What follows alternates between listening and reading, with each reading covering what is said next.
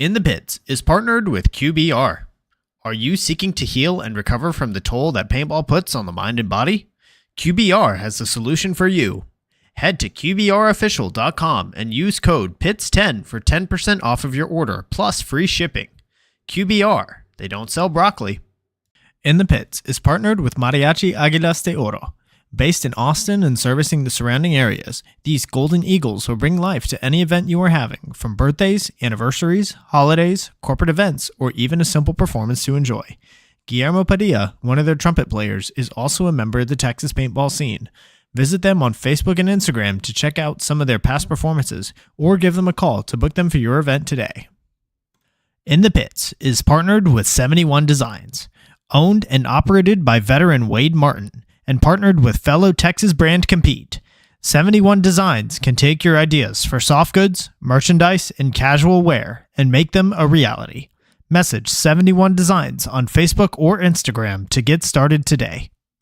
In the Pits is partnered with Hydra. Designed by players for players, you can outfit yourself in Hydra gear from head to toe. Have confidence that when you make a purchase from Hydra, you are purchasing a well-tested and well-thought-out product, trusted by several top teams, including first-place semi-pro team PaintballFit.com. I personally recommend their Hydra Black knee pads. Purchases over $100 receive free shipping. Head to hydra.fit to browse their selection and discover the Hydra mentality. In the Pits is partnered with XTPL Events. The Extreme Tournament Paintball League is a series put on by the Lukow family of Paintball Fit fame that gives the opportunity for players to learn and grow together as a team. 3-man, Challengers and Champions X-Ball, Draft Mech X-Ball, and even Youth 3v3. There's something for everyone at XTPL. Not to mention prize tosses, raffles, and the infamous paintball munching contest. Events happen throughout the year, and the prizes never disappoint. Sign up for an XTPL event today on PB Leagues. In the Pits is partnered with TexanHemp.com, locally shipped cannabis seeds. In a world where saving time means making money, TexanHemp.com, a local cannabis seed bank owned and operated by local Texas pro player Jared Sherman, is making waves by becoming the go-to source for all cannabis genetics in Texas. Carrying a large assortment of cannabis cultivars, including Texas-approved varieties for use in the Texas Hemp Program, high THCA seeds for novelty use, as well as premium genetics bred for solventless extraction, TexanHemp.com has the ability to satisfy even the most sophisticated collectors. Head to TexanHemp.com and use code INTHEPITS for 10% off of your orders. In the Pits is partnered with BEM Wraps. Behind every mask is a unique and creative player. Tap into it when you order your next custom headpiece. Their Build-A-Band lets you communicate with them one-on-one to make your order just the way you want, all the way down to the color of the stitch. Check out their Instagram at BEMWraps for drops and build videos of them working on orders. They offer very competitive pricing, so reach out today to get started on your own one-of-a-kind headpiece. In the Pits is partnered with Compete. Compete is a Texas-based brand by Jell Stewart of professional team AC Diesel that provides custom jerseys, pants, headbands, straps, tech shirts, and any other soft goods to help individuals and teams compete at the highest level. Support Texas Paintball and message Compete on Facebook or Instagram and mention In the Pits podcast for 10% off your entire order. In the Pits is partnered with the San Antonio 3v3 Paintball Series. The series provides local players with an affordable, fun opportunity to experience the excitement of tournament paintball. Visit sat3pb.com for details on upcoming events. In the Pits is partnered with Get Dat Shot. Get Dat Shot is now scheduling photo and reels coverage for teams competing in the upcoming NXL Windy City Major. Head to GetDat_shot on Instagram to check out his previous work or to shoot him a message to secure your media coverage today. In the Pits is partnered with Paintball Kumite. Paintball Kumite is a program designed by Colt Roberts of professional team San Antonio X Factor to take paintball players of all ages, experience levels, and skill groups and mold them into champions.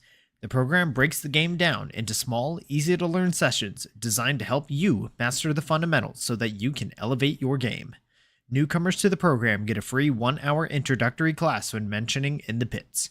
To sign up for a class, message at Paintball Kumite on Instagram.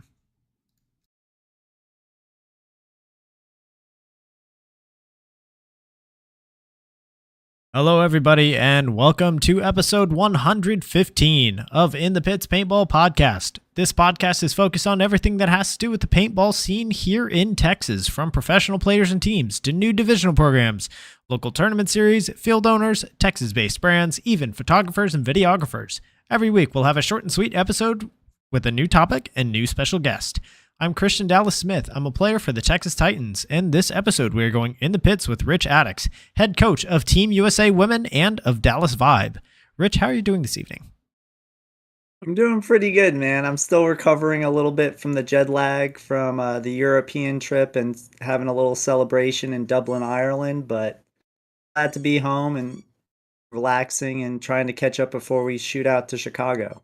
And that's you got to celebrate in Dublin. That's definitely a way to do it right, but for sure well deserved. And I want to just kind of get right into this past weekend. So you're coming off of not just one, but two gold medals in Europe, both with the United Paintball Federation Women's Division with Team USA, and then y'all turn around and competed in the WNXL Europe as Team Air Force One with the same personnel. So how are you feeling afterwards, and how was the weekend in general?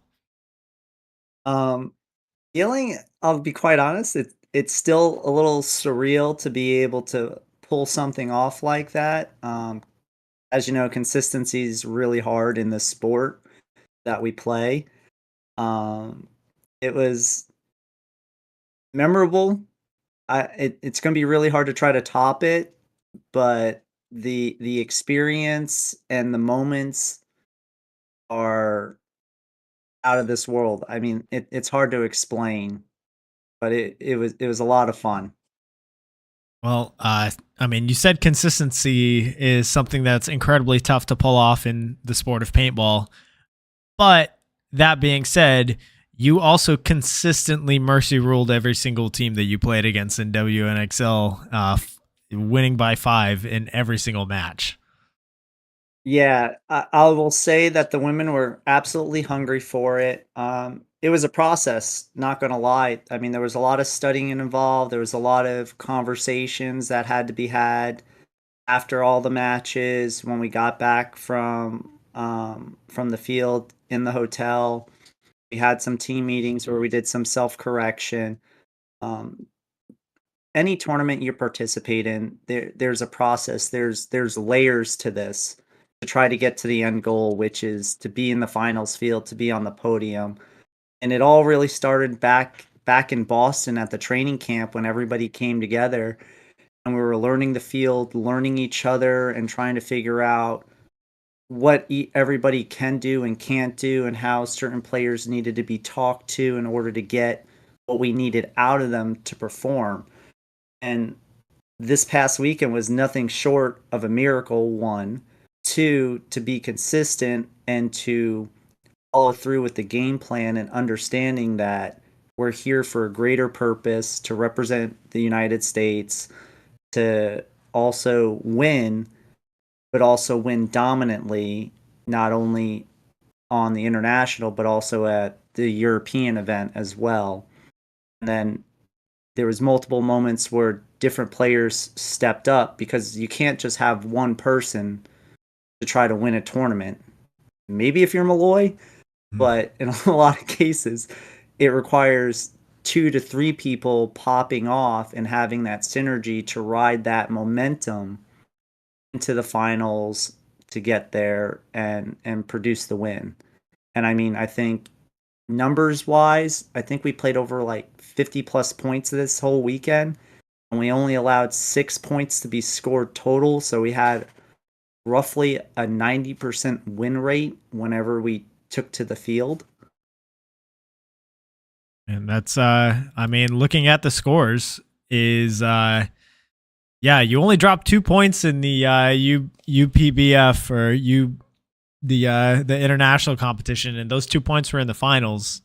Other than that, you 4-0'd everybody, and then in the NXL Europe Women's, you dropped 4 points total. So yeah, six points dropped throughout the weekend is an insane win percentage, which I think you will be hard pressed to find anybody who could recreate that anytime soon. Yeah. And And to kind of go back, last year they already set the bar super high by winning all five categories. Nikki coached the women's last year to a gold medal. So the bar was already set. It's just being a newcomer coming in and trying to work with all these different personalities and get them to mesh to understand where our final destination was going to be, which was the podium.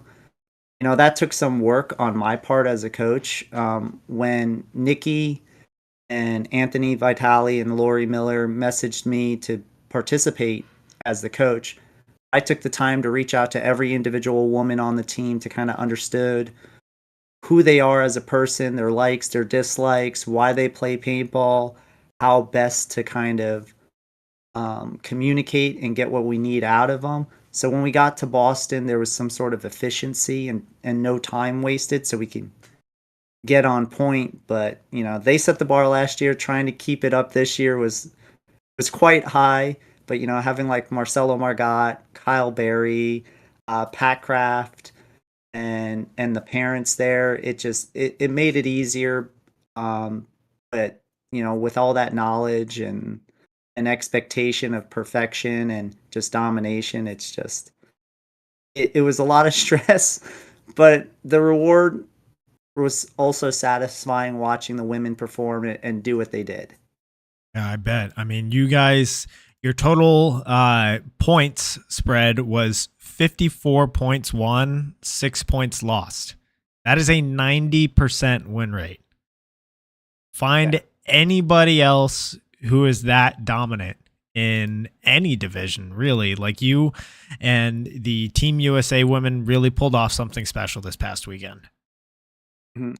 And what a lot of people don't know is, over there in Europe, when we played the international against like Finland and France, it's two pods and a hopper. So you really can't sit back and hold a lane like in traditional X ball here in America, where you can carry as much paint on your back to kind of slow down the progression of the game by flooding the zones with paint. And then when you go over to play NXL Europe, you're only allowed four pods and a hopper, so two more pods.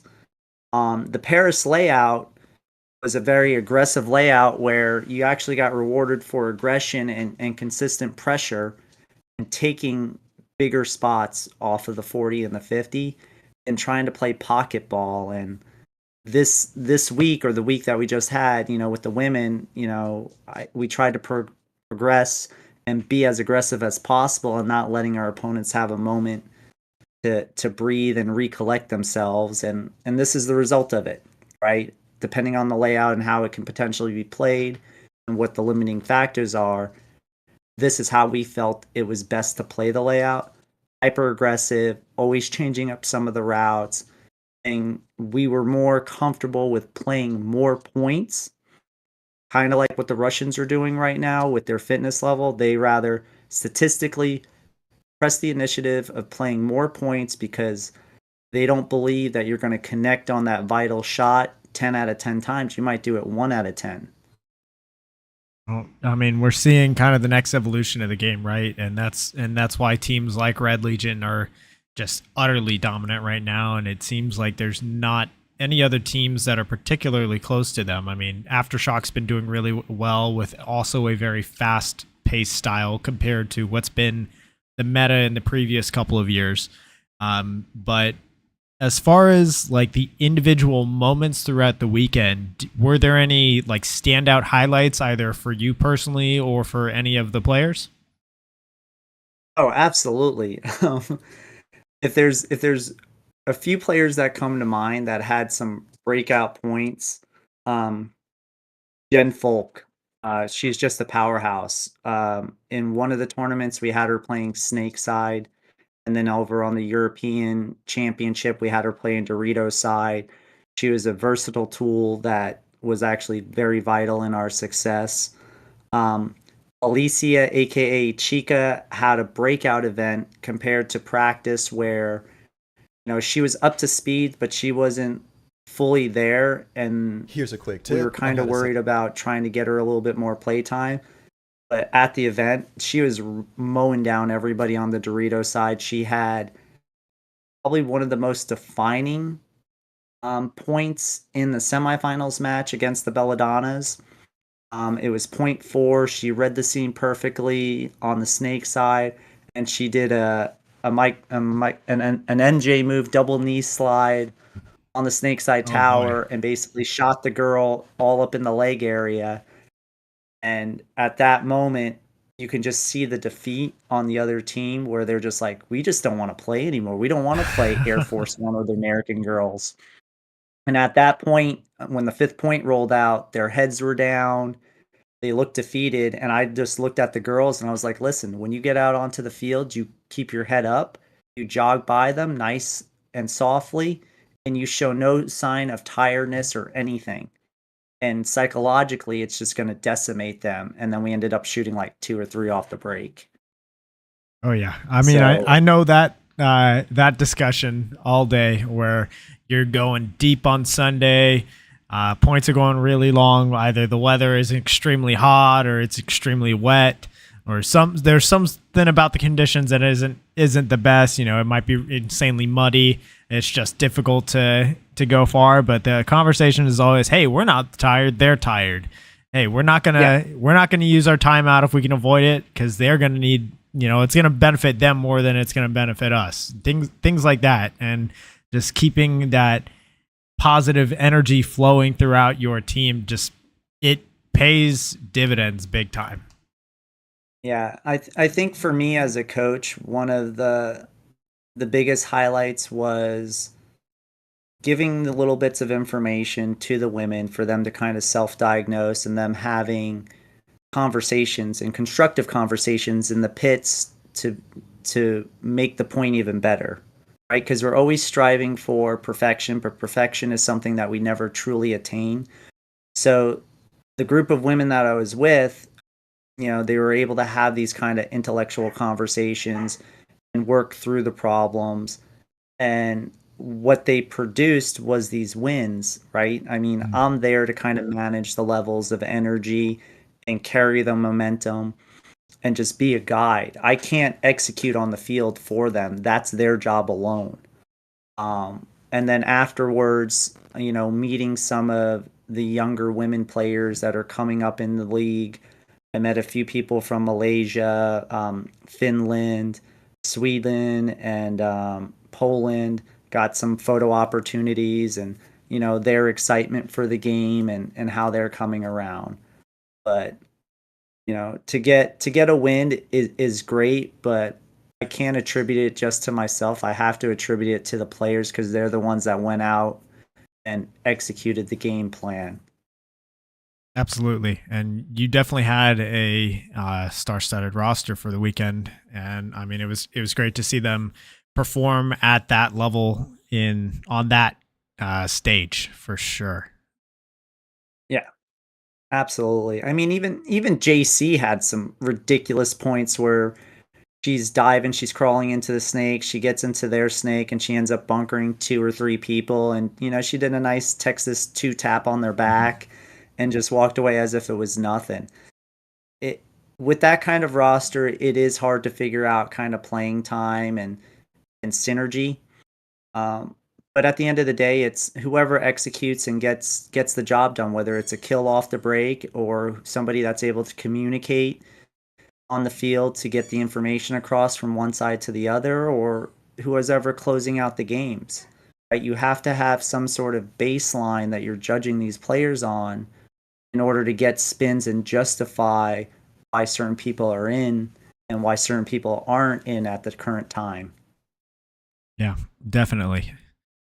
So I want to focus this episode a little bit more on you personally, because I feel like your story is one that's definitely worth getting out there. So let's back up a bit. This one's brought to us by XTPL Events. So for those listening that maybe don't know so much about you, how long have you been involved in the Texas paintball scene? Only 4 years. I think a lot of people are surprised that I've only been on the Texas paintball scene for 4 years. When I was younger, I was introduced to it a little bit. My brother at the time, I must have been like 12 or 14 years old, had one of those Stingray pump guns that you got from Walmart. It kind of had like that translucent blue shell on it. And he bought some paintballs, but it was expensive. I mean, I think a bag of 500 rounds at that time was like 20 or 30 bucks. And at that time I lived in the Northeast. I'm originally from Long Island, New York. So that required, 4 or 5 driveways worth of shoveling to try to get some paintballs to play. So I never really ventured into it at that time. Mm. And then I got into my running and my other sports when I was in high school. And about 4 years ago, my significant other, Marcy, she was like, "Hey, you need a hobby. Figure something out where you can kind of spend some time and enjoy." Because I've been hanging out with her too much, and I guess she got tired of me. And I went online and I saw some paintball videos, and I was like, "Oh my god, this thing is still a thing." I remember watching ESPN when I had a broken leg in like fifth grade, and seeing something about some icon marker, and then there was some stadiums. I clicked on the YouTube channel and I saw this X Ball stuff and National X Ball League, and then I went to the web page and then I looked for Speedball in Texas, and then I found Paintball Fit, and that was awesome because I called Paintball Fit and I picked up, and who picks up the phone is JD. And JD was just super excited, and I thought it was going to be a 15-minute conversation, and it ended up being like a 2-hour conversation with him talking about dye guns, Planet Eclipse. Hey, come out to the field. I'm going to introduce you to a bunch of people. We'll get you playing in no time. And about a month later, after that amazing phone call from JD, I went out to that field. But prior to that, I actually met up with a few people from a chat group called Possums Paintball, and went out to Cousins and shot a marker at Cousins to kind of get a little bit of a feel. And then I went to Paintball Fit to follow up with JD and learn about this speedball kind of play. But yeah, I've only been doing this for 4 years, and it's been a journey, but it's been a fun one at that, because I've met some amazing people along the way, and I've been privileged to have this traveling life that I don't think I would have any other way unless I travel back in time and relive my high school and my college days as an athlete. Now as an adult and being a professional in my own right for what I do for a living. Yeah, it's a lifestyle that is very unique. There's not many hobbies out there where you're getting together with this many other people to compete in this way. And it's also, I mean, just the nature of the sport itself. It's not like, oh, sorry, you were born 4 inches too short to play basketball, so you don't get to play. Or, hey, sorry, you need to put on another 40 or 50 pounds so that you can be able to play football. I mean, people, all sorts of sizes have all sorts of different advantages and disadvantages in this sport. So just genetics aren't really a factor, I guess. I mean, sure, if you're fast, that helps, but you can also be tall. You can also be a field general out there and be able to contribute very effectively. So what teams have you either played for or been associated with over the years? So I've been very privileged and blessed to be a part of some amazing organizations. Starting out 4 years ago, when JD introduced me at Paintball Fit, he introduced me to Jerry. Jerry works and operates Shut Up We're Trying, and within that organization, I met Ryan Hillshire, Justin Glidewell, aka the Amish, Jay Money, Jacob Johnson, Brandon Allison, and it was those gentlemen right there that took the time when I first got started to teach me how to snap shoot, how to hold the marker right, because I didn't even know what I was doing. And I remember sitting in the box waiting for my chance to get a spin, and it was very intimidating because it's my first time there. you have all these people just shouting out all these codes and everything. I remember meeting Jesse that time, Paul McCullen, Jose Reyes, and that whole group when they were coming around. From Shut Up We're Trying, I then started transitioning to Avarice and Greed, which was Jason Bonner's group.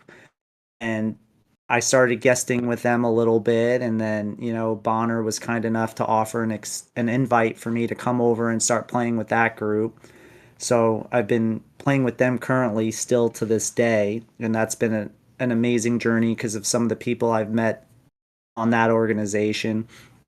And some of the teams I've guested on was AC Kids, which I think is like a GP thing, but Haley and Jacob Johnson were on that a few times. I've guested with BDC when it first became BDC, and Ben Challenger was here. I played with them, and I think I won a Texas Cup or something with them at one point back in December. That was fun. That's pretty much. I've guested with Torn, which I think is Fun on the Run with the Bohannons at a Bunker Fest event. I haven't really guested with that many teams, but I'm always around and willing to help a bunch of organizations if they need it. But yeah, I look forward to hopefully guesting with some more at some point in time. But I'm always busy coaching and doing stats or helping out in the pits. I'm a little bit sad that you left out the one team that we've played together on. Come on now, you can't forget the Cash Money Wreckers. Oh, there you go, Cash Money Wreckers. All right, yeah. I can't, again, there's always so much stuff going in the head. To try to remember everything, it's a shame. But that was a good one too, man. That was the first time we played. I just remember going into the snake and hearing you yell, and then I think we got like a 4-pack or something. Yeah. It is fun just being like, you know what, I'm going to stay here and shoot the net, and then someone on one of the tapes is going to go kill everybody. So that happened a lot, that event, which granted there wasn't, I remember that layout being a little bit absent of bunkers, so there wasn't much else for me to go except for the back center. But it was fun. Because I think Scott was coaching us on that one from PB Fit, right? Yeah, and he just looked at me, he's just like, you gotta go, and I'm like, but I don't wanna. But you'll win. He's like, but you'll win, and I know you can do it. Oh yeah. So we did. That was a fun one.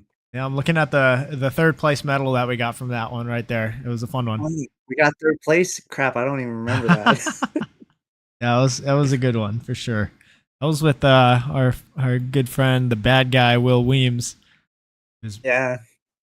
He's been playing a lot of paintball lately. Dude, he's always in the lab or doing yard work. Mm-hmm.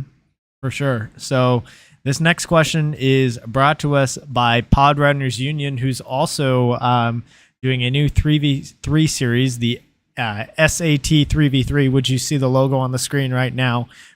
You can head to sat3pb.com for more details. Sasha Zucker is starting up a new 3 versus 3 league at X Factor. I believe the first event is going to be at the end of, it's going to be pretty soon after Cup. Let's look at the website. Let's see, the first tournament is going to be before Thanksgiving.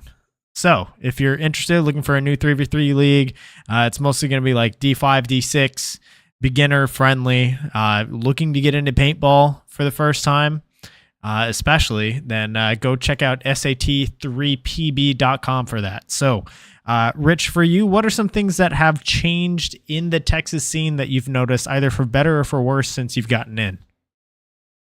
I think for better, some of the events that have been going on, the revitalization of the USXBL with Mike Hidman's been a fabulous thing, I think, for Texas.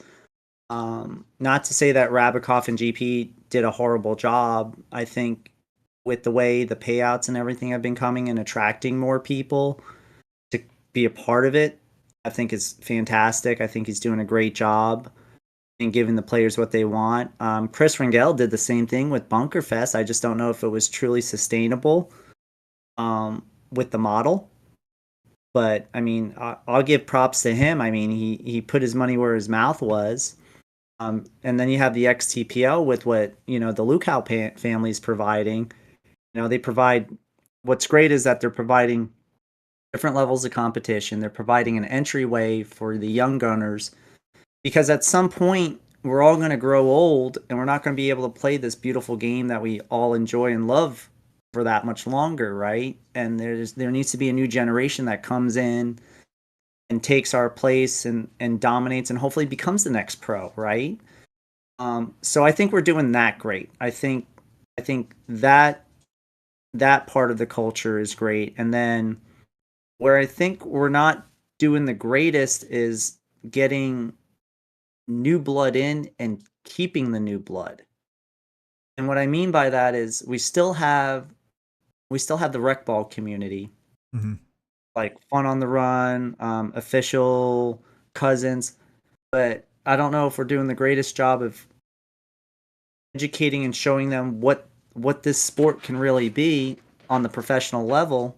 Even though you don't get paid a lot of money, but there is a competitive side to it, and getting that group of people transitioned over, and then having them hooked in and be a part of that process for a time being. That's one. Sponsorships too. I've seen different things with different sponsorships. A lot of it's just free gear or discounts from what I hear from conversations from other teams and other people. I don't know what the answer is. I mean, I like to say support your local field, support who's been supporting you, right? But it's an expensive sport to play, and I understand that a lot of people want more sponsorships and more help, but it's that tit for tat. What have you done for me lately? What can you do to help promote it? I don't know if it's people not willing to take a pay cut or write some things off. I feel like there needs to be something within the community or with these bigger industries to try to help out the local fields or the local players to kind of get them to be more involved with it, to have more excitement about it.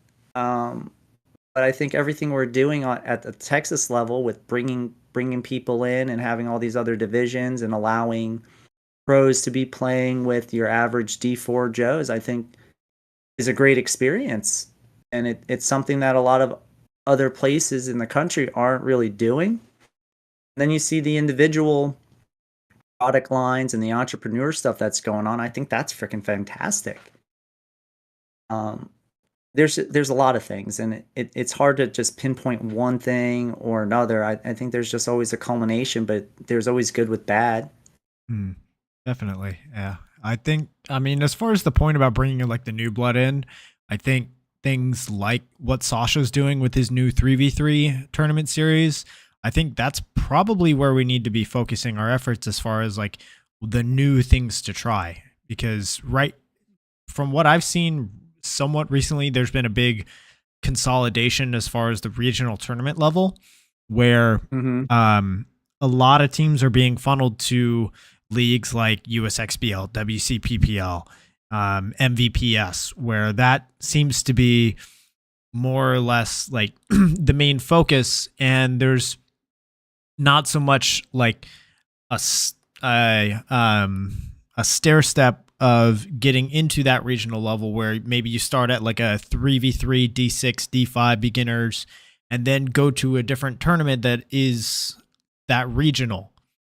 It seems like these bigger tournament series are trying to offer it all, where they're having, more or less like having to do D5, D6, 3v3, masters, beginners, youth, trying to do it all. And that can spread you quite thin whenever you're having to add that extra staff, the extra referee crew for one weekend. And suddenly like, oh, we're trying to operate 4 or 5 fields at one time. That might be difficult to do on one weekend. Whereas if you offer those other like intro divisions at other events at different weekends, then suddenly you're freeing up personnel where you don't have to do it all on one weekend. You don't have to have this massive budget to be able to field the logistics for it all. Well, no, I agree with you on that to an extent. I also believe that there needs to be more basic entry stuff, like whether it's clinics to help entry level people build up the confidence to start participating on some of these regional things or local level competitions. I don't. I mean, I know Jesse Stevens. I saw some ads that Jesse Stevens was doing some clinics and stuff down in X Factor, but I personally feel like there should be a lot more from the pros or some other higher experts to help make this a more comfortable transition. And then to piggyback on that as well, when we talk about competitions, I personally believe there should be a paint limit. I think with some of the younger generations, the 3v3s, the D6, the D5, if you want to not burn them out, have them for a longer period of time, and then also work on some things, give them 2 pods and a hopper in some of these tournaments, and I guarantee they'll probably have a little bit more fun, and you don't have to sit back and wait and maybe develop bad habits and maybe help develop some sort of aggression. Because I see a lot of players that tend to be docile and just want to sit back and just roll their gun rather than actively look for the open opportunities to progress forward and make some game-winning move. Or, hear me out, at some of these other like intro leagues, you don't have to necessarily go straight to the NXL rulebook. You can go very, very simplified. Like, what if instead of like, hey, we're going to do 8 5-minute points and then have a whole complicated system for playoffs and the entire event's done in one day. Like, you can really play with the structure on these to make it more local friendly. Like, model it after things like local youth soccer, even local bowling leagues where you have one match a weekend. You go like an 8-week season, let's say. You're playing one match every Saturday. Where let's say it's like, hey, best 3 out of 5 points. Where it's a D6 3v3. Everybody's using rental markers, and all they get's a full hopper. We'll provide the paint. You don't have to worry about paint. That's included in your entry cost for the league for the season.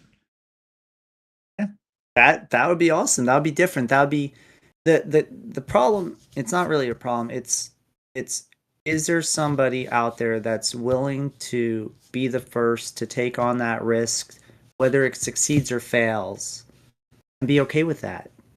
Sometimes the best things happen out of failure, and then it sets the foundation for the next person to try it, modify and refine it to eventually become successful and catch on as a fad or something that everybody else wants to do.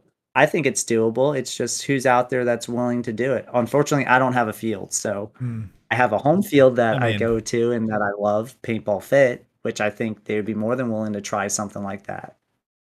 I mean, how many promoters out there actually have fields, though? That's my challenge for you. I mean, I've hosted multiple joust events now. I don't have a field. I just all I do is kind of connect people and make plans and say, hey, be here at this time. And, if we get more people willing to kind of organize it like that, which granted, it does take a lot of time and a lot of effort.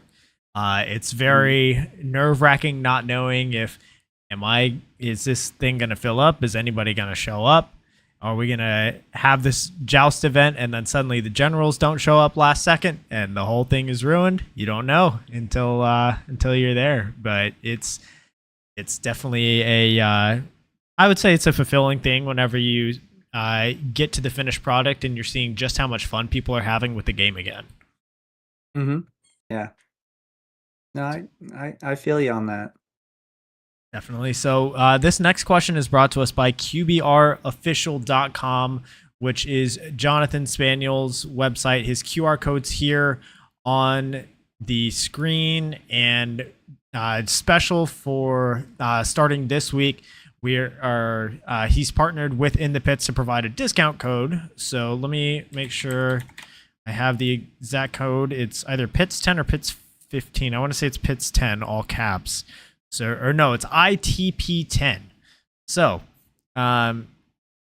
if you head to QBRofficial.com, use code ITP10, you'll get 10% off plus free shipping.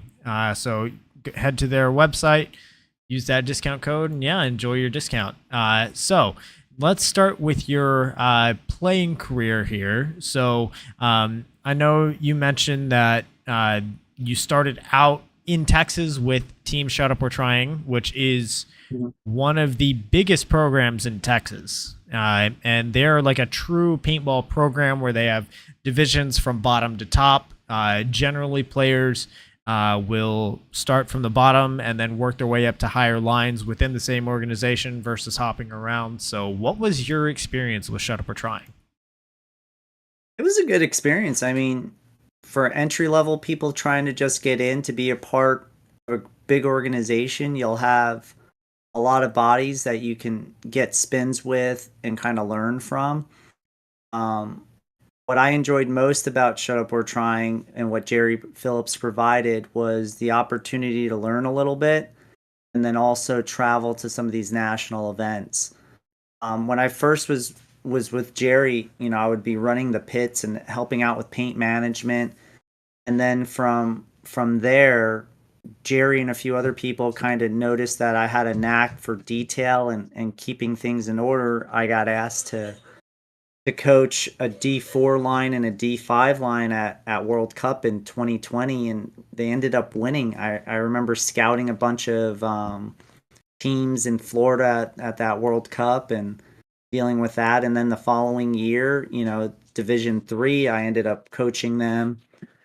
And they ended up winning, I think, the Chicago. We actually played Blast Camp, I think, in the finals and beat Blast Camp in the finals to win a Chicago major.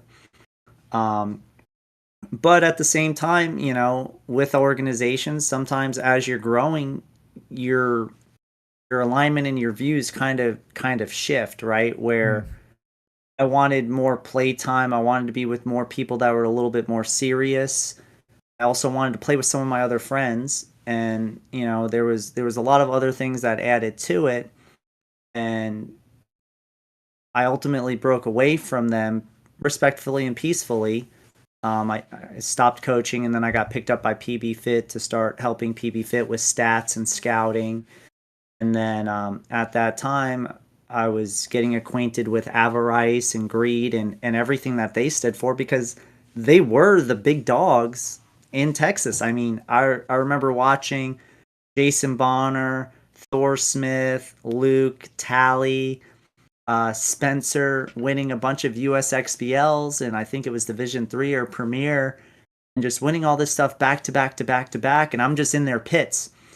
And I'm in their pits in Shut Up gear or in fit gear, whatever, and I'm just, wiping packs and filling pods and asking, hey, Bonner, do you need anything? What can I do to help? Because the grand scheme of things, Shut Up We're Trying and Greed were a part of Fit.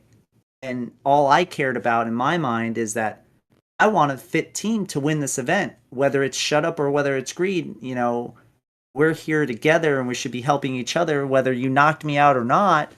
I still want the ultimate goal, even at an NXL event or even at a World Championships. I want Fit. That's my home. I want Fit to dominate. I want my boys and my family and my community to succeed and be successful. So then, I broke away from Shut Up, and I have a lot of great friends and a lot of great conversations and people in that organization. And then I shifted over to Jason, where Jason was able to stimulate my mind and trying to learn and ask a bunch of questions on some other types of paintball styles that wasn't able to be done at Shut Up, but also was the opportunity to play at a higher caliber with more people that had the funds and had the dedication to be showing up and wanting to get better. And it's not to say Shut Up didn't have that. Again, when you're with a big organization of people, sometimes you have the groups that you're assigned with or you're associated with. Sometimes life gets in the way. Some people were having kids. Some people had a job change and everything.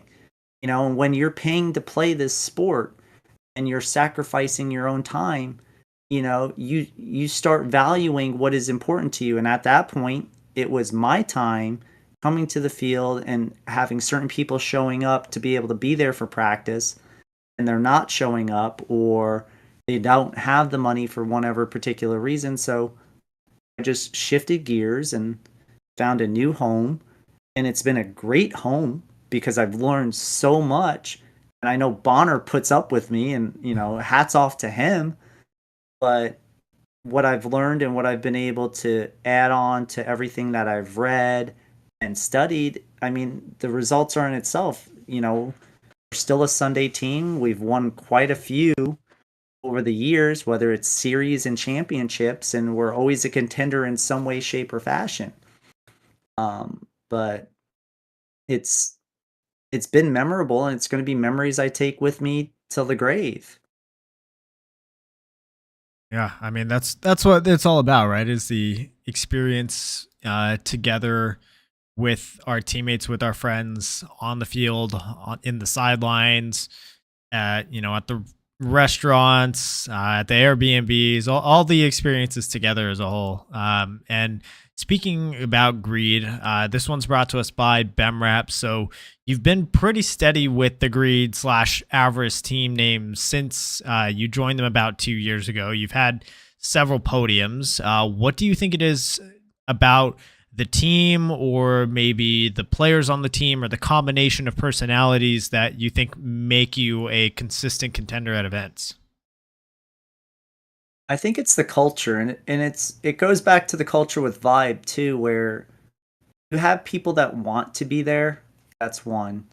You have people that want to win, and then Bonner's been great in providing a structure in the sense of how practices should kind of be run, what things we're trying to get out of it.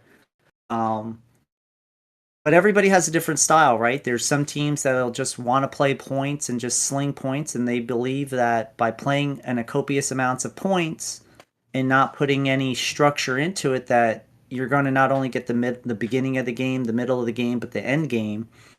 Where with Bonner, he tries to work with scenarios, off the break shooting, breaking down the field, having conversations of if then this, or what to happen. Um, it's it's been fun, man, and I mean, between that culture and then being around people that understand what it takes to win. So when you get ingrained, or you get brought into an organization that's already have won and understand what it takes to win, right? Consistency, teamwork, being selfless, doing your job, whether it's a job you don't want to do. I remember one of the layouts we played on the snake side at Bunkerfest. You got into the small Aztec, and you're just dumping 7 pods into the gap so they'll never get into the snake, but you never left to go into the snake. That was a mind-numbing, boring job, but that had to be done because that was a part of the process in order to win, right? And then it's working on all the small little things throughout the tournament, because I personally believe trying to win a regional tournament rather than one of those national tournaments where you only play 2 on Friday, 2 on Saturday, and you play Sunday. But when you're playing 8 matches in one day, you have to conserve energy. You have to execute. You have to communicate. You have to be consistent. You have to work on your paint. Make sure you have good paint management. I mean, there's so many little things that stack up that go against you. But with Bonner's organization and greed and what he's created, it's been easy as a player to come in because of everything he provides and does for us as an owner, as a captain, and as a leader. It makes it easy to where all I have to do is I just have to play ball. And my job is just to execute on the field. Oh, you need me to go snake off the break? All right, I'm going to go snake off the break because I know the guy behind me is going to do their job, hold the lane, hold the gap, and not allow my opponent to come be matched and allow me free reign in the snake or on the Dorito side. And then it's just, the conversations, right? You have in the pits where, if you did something wrong, you're not saying, I know, because if you know, you clearly don't know because you got shot and you got a penalty. It's, okay, I understand. Yes, you're right. okay, what can I do better? Or hey, what do you need out of me? That's the kind of culture, that's the kind of conversation that Bonner has in his encampment that I believe has produced the results that it's had over the last few years. Yeah, I mean, those are all like my analogy that I kind of got from Matty Marshall was you don't go to batting practice by doing a full 9 innings. You just go to the batting cage and you work on that over and over and over. So you don't play a full 90-minute soccer match just to work on dribbling and passing. You have to isolate those skills so that you can get more efficient reps. And if you know your weakness, like let's say, hey, your weakness is shooting the quick shot off the break. I'm not just going to play a full point just to focus on that. Like I'm setting up some targets on the other side, coming back, and I'm doing, let's say like 30, 40 reps on that quick shot until I feel like I have it down.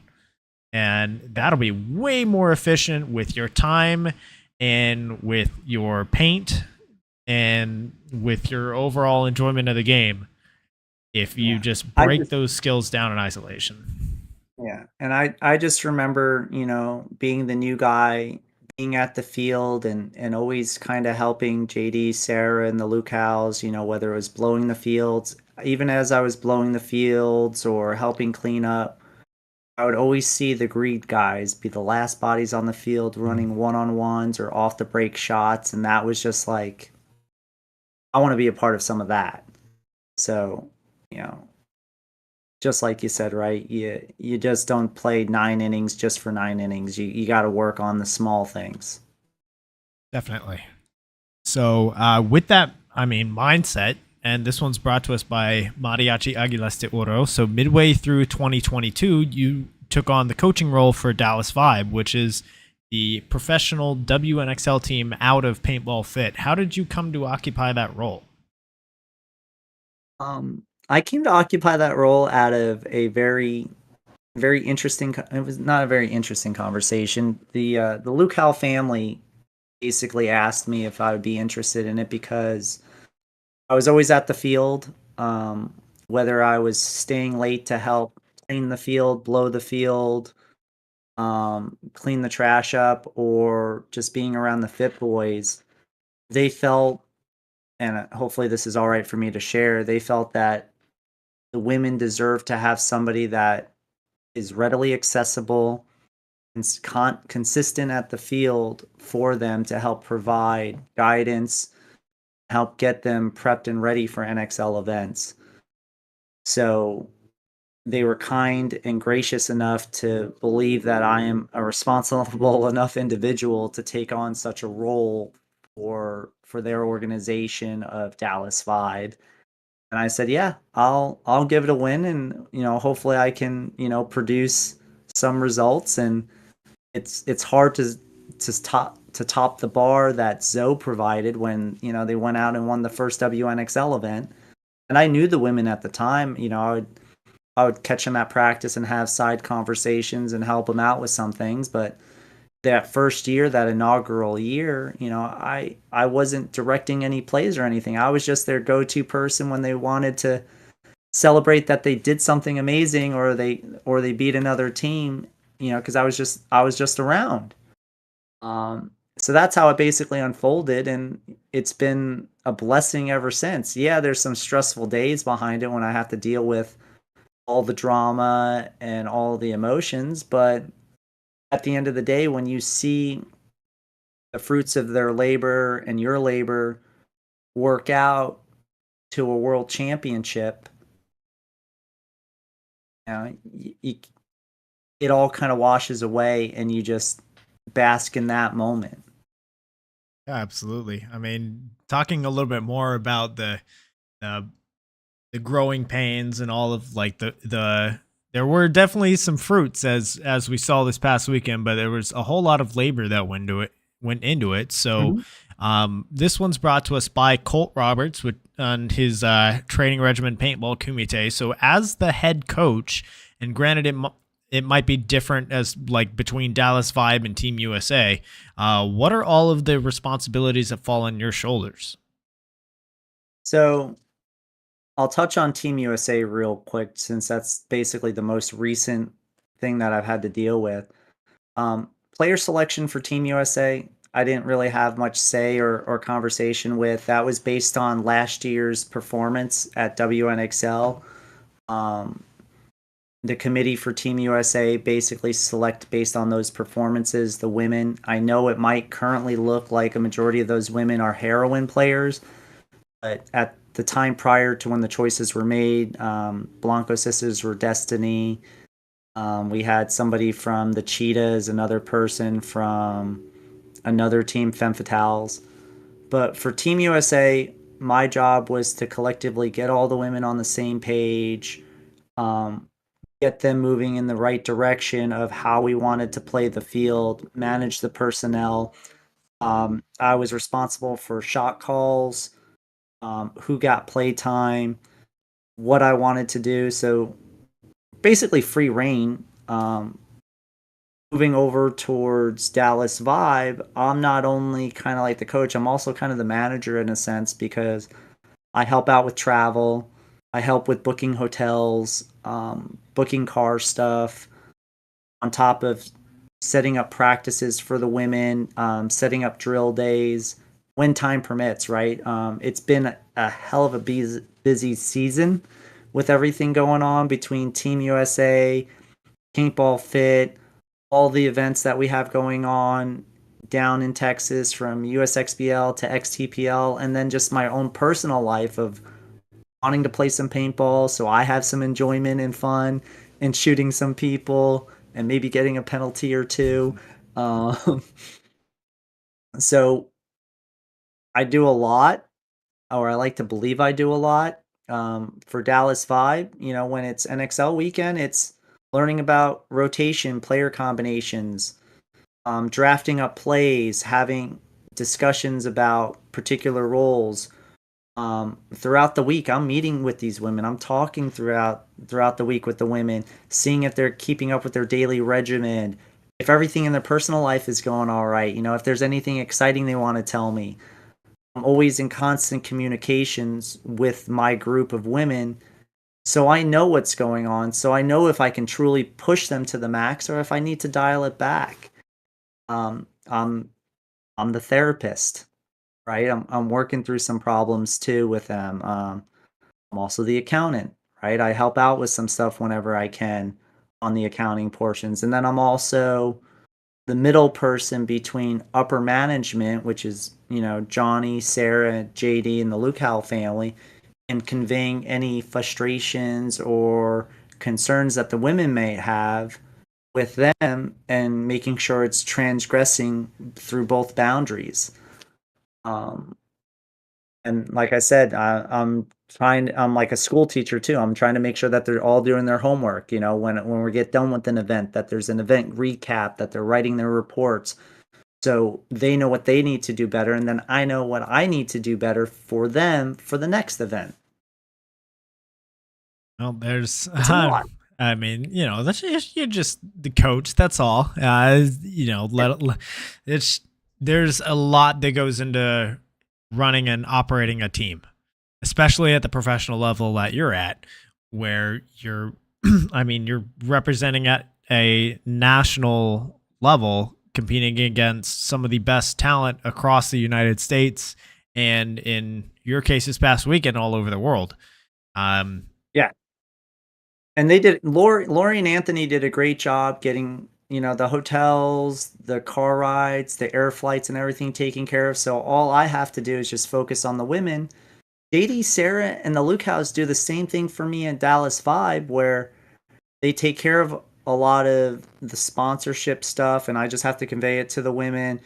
They take care of any of the paint bills and all the other stuff that I don't want to have to deal with, right? So then all I have to do is just focus on the women and just making sure that they're understanding how the field needs to be played, what they need to do. And there's things I don't know, right? Like, I am the first to admit that I don't know everything. And if I don't know how the field truly needs to always be played, or I don't know about a particular shot off the break, whether it's the quick shot or the secondary, I'm going to walk my butt over to the middle field and I'm going to talk to Trenton. I'm going to talk to Colt. I'm going to talk to Johnny and be like, hey, I'm looking at it this way. How are you guys looking at it? Any suggestions? And then I think about it. I figure out how I need to take it to translate it back over to the women to get the answers that they need and that they request. Because again, I'm a snake player. I don't play the center. I don't play the back. Granted, I can provide guidance for some of these players, but then I tell them like, hey, you need to go talk to Xavi, or hey, you need to go talk to this person and pick their brain, because 2 brains, 3 brains, 4 brains are better than one. Mhm. So it's a bunch of stuff, but yeah, it's a big role, and it is time consuming. But at the end of the day, when the cards are all out on the table and we're at the event and these women are performing and doing their thing, it is so rewarding to just watch it all unfold. And then it's even better when we walk away with some hardware. Yeah, absolutely. I mean, the hardware is just really just a physical reminder of all of the effort, and that you were the best at the event. But I mean, the experience of helping your players work, like, be able to solve the problems themselves on the field, and working through the different puzzles of the layouts, the communication, the plans of attack, the breakout shooting, the holds, the clock management, and seeing the growth in your players being able to like show like, hey, you couldn't do that last season.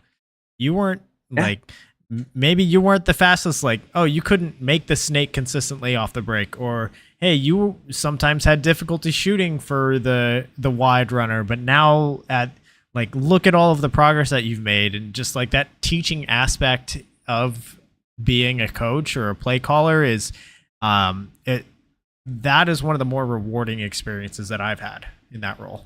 Oh, absolutely. And I mean, one of the perfect examples for Dallas Vibe would be Paula Allen. You know, the inaugural year of WNXL, she didn't get that much play time, but then through the next year and 2 years, she's put in the work, she's busted her butt, and she's like one of those players that I just can't take off the field because of her communication and her ability to apply pressure and her willingness to want to do stuff. Right now, there's some layouts where, you know, some other players might have been on the shot and hit the shot and were able to get the kill off the break, but you know, she was selfless to understand that, hey, this person's doing the job. Put them in, coach. I'll sit here and I'll fill pods and I'll keep cheering them on. That's another beautiful thing about this sport and the people that we play with. And in order to kind of win, you have to have teammates like that. And I'm blessed to have a woman like that on this team to be a leader and provide that kind of teamwork. Yeah, I mean, it's a great experience. But as far as the work that you personally are putting in, and this question's brought to us by Jared Sherman over at TexanHemp.com, who they're having a 15% off sale on all Farmhouse Studio genetics for the month of September. So head to his website, TexanHemp.com, and check that out. So coaching, as far as like how you improve your craft in coaching, it's not exactly something that you can go to the field and drill on a Thursday night. So what are the ways that you work to improve your craft? So a lot of things I do is I watch a lot of footage, right? I'll watch a lot of footage on past NXL events with the audio off, pausing and stopping and trying to understand why people are doing something. And that's one. Number two, I utilize a lot of resources, whether it's talking to other coaches like Ryan Gray, Mike Bianca, Jason Bonner, Marcelo Margot. I'm always reaching out, asking questions, and seeing how they do things. I've read Marcelo's Margot Paintball IQ book. I've also read some management books in my life, from like good to great and then great to good. I recommend reading some books, listening to some podcasts. And then I reflect on my own personal life, right? As a coach, when I was an athlete, what my coach did to me, or how he tried to get me motivated and going, and things I didn't like growing up, right? Like I never, so like my coaching style is I'm not a Bobby Knight that's just going to curse you out, throw a chair across the floor, and hope you're going to go and make it 50 off the rip. I'm more of a coach that kind of gently eases you into it, gets you amped up, gets you to be confident and execute and be like, hey, I know you can do this. You've done this in practice. You've executed. Nobody can hit you. You got this. You've been making it all day. And you're going to make it again because that's who you are. Like I'll throw tidbits like that in there to get what I need out of my players, to make them feel better, to feel good, to feel confident, and know that they're doing it. I don't try to beat down my players for a mistake. I use the mistakes as learning opportunities and building blocks for them to not potentially do it again. Right? I can use this past week with, USA Paintball, where yes, we dominated. We went 4-0, but sometimes I don't like going 4-0 because I want a challenge. I want to be tested. I want something to go wrong. I want us to get a penalty and see how we're going to react and see how we handle things mentally. So I always recommend watch video, read some articles, talk to other coaches, see how they do things. There is no true wrong and right in this business. There's just what works and what doesn't work. And as a coach, I think it's your responsibility to get to know your players and see how they truly operate, and how and what motivates them. Because if you can't get somebody to be motivated, you can't get them to do anything. Right? So I do that, and then I just have conversations. I mean, there's so much information out there nowadays with the internet, with all these podcasts, is what you're doing, Christian, what Play the Game's been doing, the coaches show. Take it, make it your own. But if you're going to make it your own, you have to stand by it. And then you have to be consistent with it. You can't try it for a day, can't try it for 2. You got to try it for a few times to see if it truly is successful and if it is working for your style and how you want to approach the game. I mean, all of those are definitely huge. It's not just your personal knowledge of the game, or you think you understand all of the ins and outs of a specific field layout. A huge part of it is being able to extract the top level of play from all of your players. And the motivation thing is huge. Knowing your players and knowing how to talk to them, knowing, hey, if they mess up, knowing how to get them to rebound to come back stronger is different for every single player. And that's probably, I would say, the biggest challenge of being a coach or a play caller is managing the personalities and making sure that all of your players are able to output at their highest potential. Because if you have someone like getting in their head, or you're talking to them the wrong way, or like, hey, you're putting them down, then they beat themselves up over it, or they just don't have, the buy-in as a result, then you might be putting out a player who on paper they have all of the talent, but if mentally they're only outputting at a 40%, then that's going to be a huge detriment to your team. Yeah. Like here's another perfect example of how I kind of approach certain things too. We were at the Boston training camp for Team USA.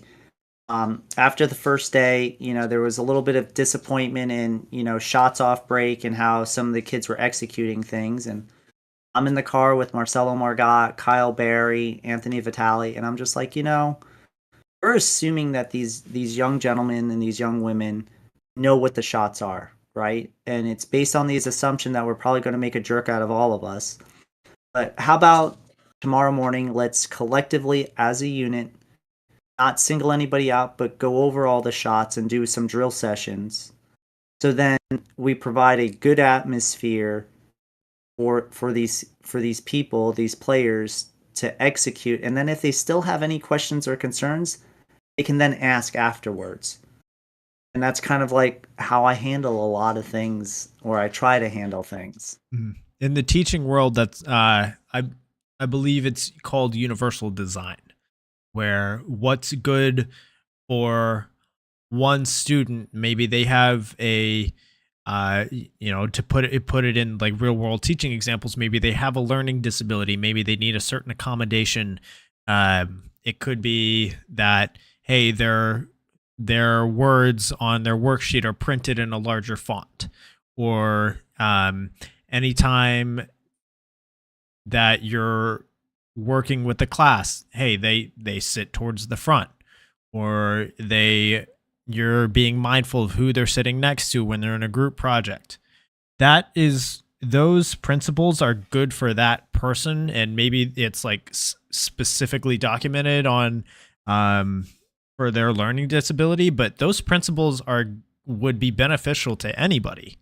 So like everybody would benefit from text that is easier to read, or sitting towards the front so that they can have an easier time learning, or everybody would benefit by being strategically placed in a group.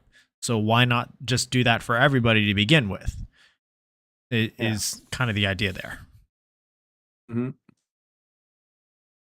So yeah, I mean, it sounds like you all had a strategy especially with the Team USA camp, and you executed it really well. So I kind of want to move forward here with this, and this next question is brought to us by 71 Designs. So throughout your entire career so far, do you have a single favorite moment?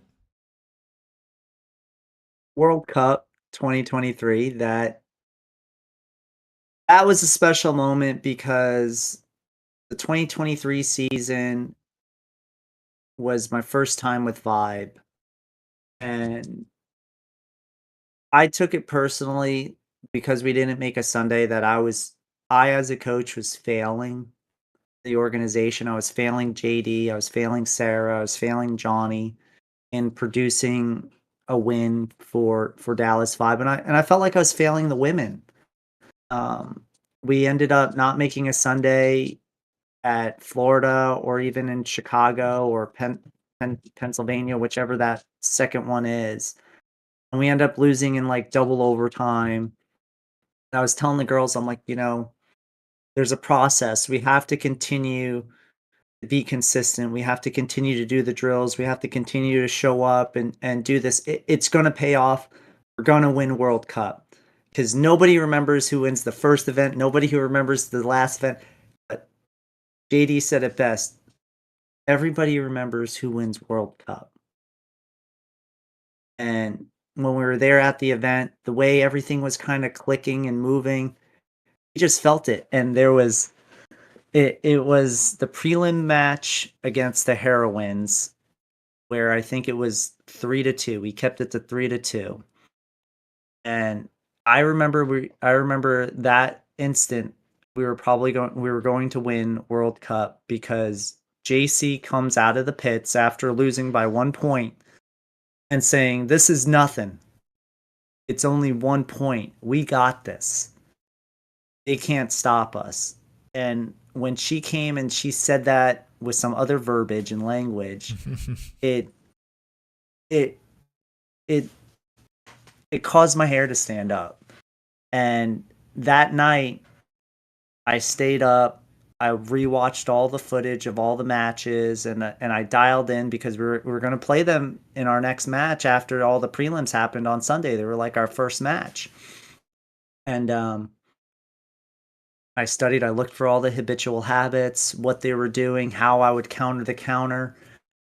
Then we came in on Sunday and we went up on them 3-0. We went up 3-0. I remember hearing Jen Folk losing it in the pits. And I remember everything prior, leading up to World Cup. The first tournament, I didn't really do a really great job at game time management, and we would have won something if I had a better time on the clock. So, I admitted to the girls like, hey, I messed up. But I want to move forward and own that and do a better job at game time management moving forward. Well, that match, we had such great game time management that we were up 3-0, and yeah, they came back, and I think the score was 3-2 in our favor.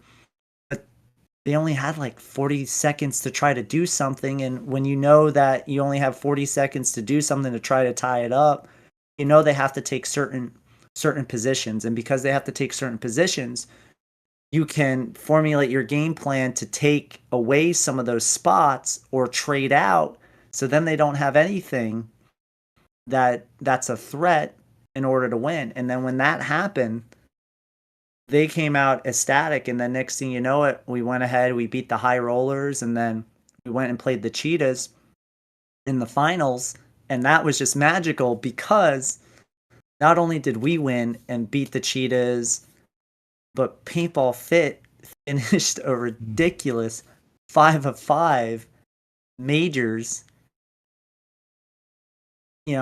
What just happened this past weekend is another great memory, but my first WNXL win as their coach and being a part of PB Fit's process, that will forever be my favorite part of Dallas Vibe and WNXL. And this Team USA was fabulous and great, but there's something to say about your first. It's hard to ever try to replace something like that. I mean, that moment at Cup with y'all in the finals, if I remember correctly, Dallas Vibe and Paintball Fit shared a pit during the finals at World Cup. So yeah, being there as the entire Fit family going for gold in both of those matches must have been another level of energy that y'all were working with each other with. Yeah. I mean, I remember when it was all said and done, Colt's booming voice, "Hey, Paintball Fit, all together right now," and to be a part of something like that, I can't thank the locales enough, right? That's one. Two, I can't thank the women enough for executing and doing it. And it's because of what they've done that I was given this opportunity of Team USA. So I am forever thankful of that. And then the opportunity that Lori and Anthony provided to then coach Air Force One and do this, it's all my success is off of the success of these women that went out, executed, and have done something. Here I am just with a piece of pen and paper, drawing up stuff and just managing expectations and the momentum. I'm not out there shooting, but everybody says I should give myself more credit than I do. I mean, if everybody around you is saying that, I definitely think that you deserve more credit than you give yourself. And you have a lot of very important roles on a lot of teams, not least of which is Paintball Fit. So this one's brought to us by FEO Athletics. So you have an assistant role with the Pro Team Paintball Fit. What exactly are your duties for them? So my duties for them is I help with scouting, statistics, and whatever Coach Harris needs, whatever Johnny needs, right? So whether it's testing paint, potting stuff up, or if I need to be that outside voice of reason when I see something, that another team's doing, I take it up to Johnny and I take it up to the team and I let them know. And that's awesome because, again, for somebody that's only been doing this for 4 years and for however long the Luke Howe family and Paintball Fit's been playing, if I see something and I say something, they actually take the time to listen and be respectful of it because they know I'm saying it with a purpose and not just for the sense of saying it, that it carries some sort of weight or importance of like, hey, Greenspan is ghosting at the box for 5 to 6 seconds. shooting Dorito away. I didn't play the field. I don't know what he's doing, but he's ghosting for 5 to 6 seconds in this particular spot, doing this, and then he immediately dives into the money bunker, and then plays heads up, and then they'll be like, you'll see the light go on in their head, and like, oh my god, thank you, Rich. We know exactly what he's doing. This is how we're going to counteract it. But yeah, with PB Fit, it's whatever they need, whether it's potting, moving paint, doing stats, doing scouting reports, because they know I'm going to be truthful and I'm going to be honest in every assessment, and I'm going to give it 110% no matter what. And because of that, I have such a bliss relationship with them that it allows me to be a part of all this other stuff.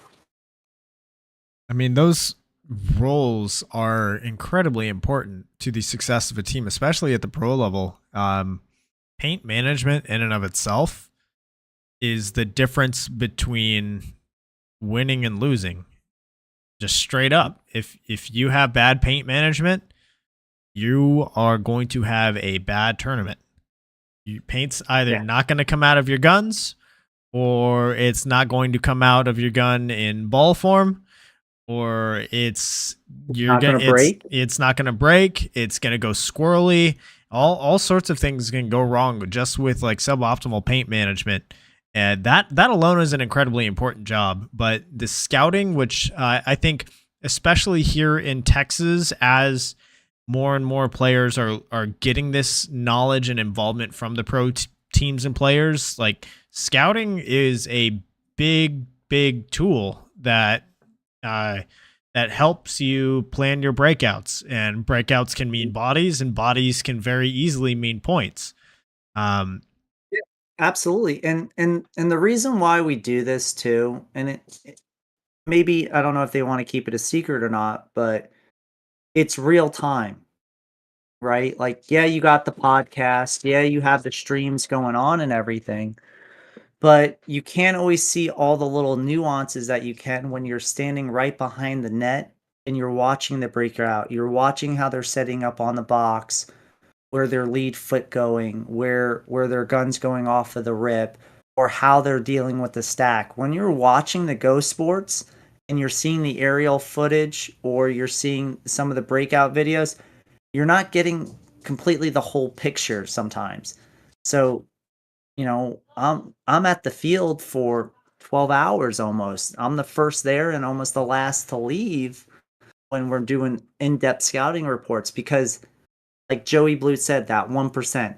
If I can get that 1% extra advantage, that leads me into Sunday to potentially win, I'm going to do it, and I'm going to take it. I mean, it makes a big difference, everything that you're doing for Paintball Fit. And speaking of Paintball Fit, this last question is brought to us by Hydra. So the Chicago layout came out 2 days ago. Teams have begun practicing for next weekend's event. So what are your initial thoughts on the layout, if you've gotten a chance to look at it? I know that you've been very busy with your travel plans and all that, and recovering from Europe. But if you've gotten a chance to look at the layout, what are your thoughts, and how do you think Fit is looking heading into this next one? I think the layout is ridiculous. I would love to be playing it. The fact that there's two basically snake sides, you got a Dorito portion and then you have a snake portion. It looks like it's going to be fun. I feel like it's going to be a high scoring point kind of layout. As far as how I believe Paintball Fit's going to do, I think they're going to do awesome. I think they're going to make their first Sunday. It's not going to be their last Sunday. They're going to turn some heads, because we already know that they're putting in the work, that layout was already up on Wednesday. How far can they go? I think they can make the finals. It's just, they're right there. They really are just right there. It's just a few little things just need to go into their favor, and a little bit of tweaks, and it'll happen. I don't know about any other team, but the boys can ball, and they can do it all. I mean, I was watching Verb's video. I think I saw Colt running around like with a jetpack on his back, doing some moves. He's looking as fast as ever, and Jacob J Money, is getting opportunities in spin, and Cyrus is coming into his own. These Chavez looked great in Europe, and I have no doubt that he's going to enjoy a layout like this. I think the Fit Boys are going to be ready to represent and show what they've been always capable of, because they're right on the cusp. They've always been getting that much better. And I mean, I think they finished 11th in their last tournament. They finished 11th at every event this year. Yeah, so you want to talk about consistency. I mean, like look at the bottom tiers. You got teams like Uprising. You got teams like I'm sorry, I Extreme. made him. Okay. I misspoke there a little bit. So they finished 12th at the first two, and then 11th at the last one, but still very consistent there. Very consistent, and they're only missing Sunday by small margins, right? And it's different in the pros, and that's what a lot of people don't understand is that in the pros, and the boys know this, by the way, they do know this, but the other community might not. Every point matters. Every point matters for the margin because you can still make Sunday 2-2. Shit, you can, and sorry for the language, you can technically make Sunday 1-3 depending on the bracket and how everything else goes. I mean, if anything taught us when the Latin Saints were around in their second year, when the super team kind of went away, any team that was in the same bracket as the Latin Saints was automatically an automatic Sunday team because of the point spreads and the margins that were allowed. Right? And in the pros, you're always facing off with some variation of the 20 pro teams. When you're in any of the other divisions, it's very rare that you're always going to continuously play each other or your other rivals until you get to the semifinals, finals, because of how big those divisions are with 40, 50, 100 teams registered, right? There's no way you can statistically watch everybody's habitual habits and know that, oh, Wrecking Crew does this and so on and so forth. So I think this layout's going to be fun. I think it's going to be a high-scoring layout. There's definitely going to be some shots off the break. You're going to have to pick and choose whether you want it coming from the left or the right, but that also depends on how you're going to play it, if you're going to double stack the home or if you're going to play an even spread. But I think the boys are going to be ready. Come high to hell wall, they're going to represent and show what Texas paintball is all about.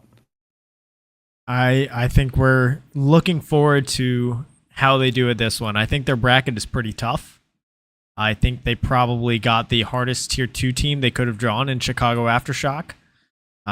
Their bracket going into this one, they have Dynasty, Aftershock, Infamous, and the ML Kings. I think that's a bracket that you can definitely, I mean, they've beaten Dynasty this year. Have? So, right. They did it. It doesn't mean that they can't do it. They've proven that it can be done. Mm-hmm. And it can be done with their style of ball. It's just when. And it might be now. It's not an if, it's a when. And it could be now. So I have the faith. Oh, yeah. Well, we're going to be rooting for them.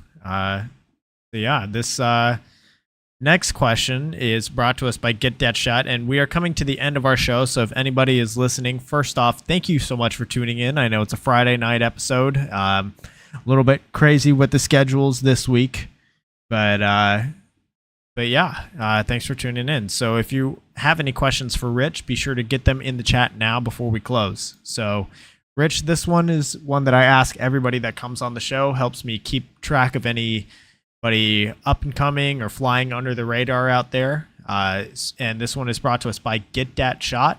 Message him on Facebook or Instagram if you're needing media coverage at the upcoming NXL Windy City Major. He's also now accepting bookings for the USXBL Championships next month. So if you're looking for photo or reels coverage for either of those, shoot him a message. So Rich, is there anybody in the Texas paintball community? It could be a team, a player, a brand, a project, a vendor, a media player or a media member, someone in the community that you think deserves more recognition for what they're doing? And there's so many, but I've also just seen that there's been a lot of like Verb, Ben Raps. A lot of people have already gotten their shot. So I wish I can honestly say somebody's name, but I don't have one off the top of my head. Um, if I had a player that I think would be kind of cool to learn a little bit about them, it would be. I'm trying to think if I know how to say the last name. It would probably be Alicia Valadivia Mhm. over in Houston that plays for the Heroines. She just seems like she's a riot and she would be a good woman to get to know. I know we've already done Adley and Leslie. I think JC would be a great one. I'm all about trying to get the women more playtime and more exposure and try to increase more women participation in the WNXL and NXL and the local leagues. I think that's a good thing for our sport. Um, those are just some people off the top of my head. I mean, you know me, I'm down to get anybody and everybody in the Texas paintball community, and really not just Texas, but mostly Texas, just Mhm. getting them the recognition that they deserve. And I've been thankful to have the opportunity to get to feature several women throughout my time doing this podcast. But yeah, let's get more stories on there. So let's get JC, let's get Alicia, and any other superstars out there. Which I will say thank you for that, because when you look at all the other podcasts, they may have only done like one or two. You're setting the bar high, and I appreciate that, man.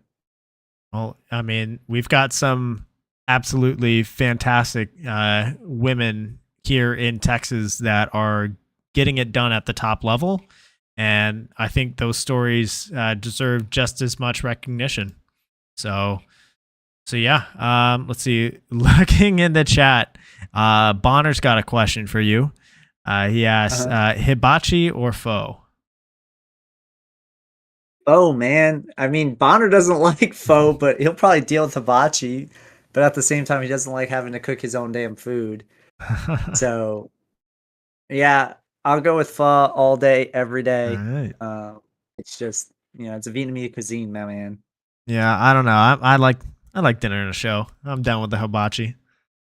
I mean, don't get hibachi's fun. I just get tired of cooking for my own food. I mean, if I want to cook for myself, I'm just gonna stay at home and cook. It's fair. He says that's Korean barbecue, bro. All righty. Either or. All right. Thanks, Bonner. All right. So I think that does it for our show. Rich, thank you again for taking this time coming on. I know you're still kind of recovering from this past Yeah. weekend's festivities. Yeah, I appreciate you taking the time to come on. And this final question is brought to us by Compete, which is Jell Stewart's brand. Message him on Facebook or Instagram.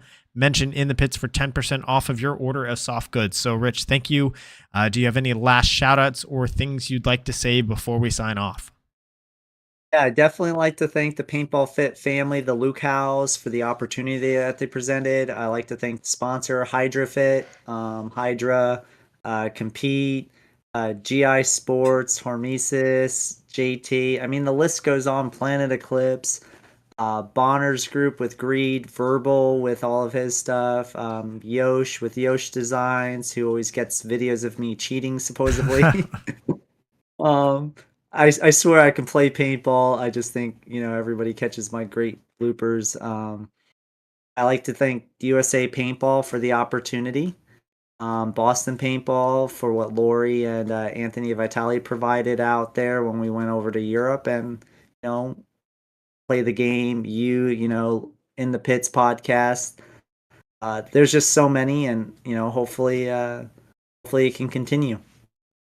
I appreciate that. And yeah, thank you for everything that you've been. Thank you for everything that you've been doing. And Bonner asked, does Compete have any discount codes for wiping classes?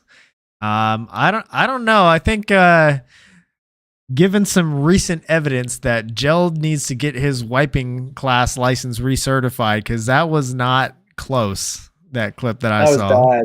That was pretty I bad. think that's worse than I think that's worse than the signaling video everybody has of me. Oh, it was by far worse for sure. All right, so I think that does it for our show. Thanks everybody online for tuning in.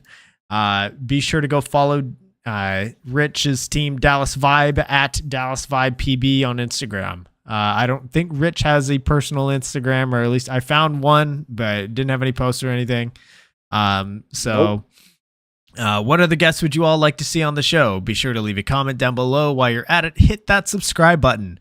The show goes live weekly here on youtube.com/@inthepitspaintballpodcast, and recordings are posted to YouTube, Amazon, Apple Podcasts, and Spotify the next day. I want to give a shout out to my partner and sponsor tier subscribers on Patreon, FU Athletics, Get Dad Shot, Paintball Kumite, Compete, BEMRAPS, Hydra, XCPL Events, Mariachi Aguilas de Oro, SAT 3v3, 71 Designs, TexanHemp.com, and QBRofficial.com. We will see you guys next week for episode 116. So we're actually going to have Philip Middleton next week. I know originally I said he was going to be on this week, but because of our scheduling and having to move to Friday, we're pushing his episode to next week right before the Chicago event. And we'll give our predictions, what we thought of the layout from this weekend, and all that good stuff. So we'll see you guys next Wednesday. And Rich, thank you so much. Sounds good, Christian. Thanks, man.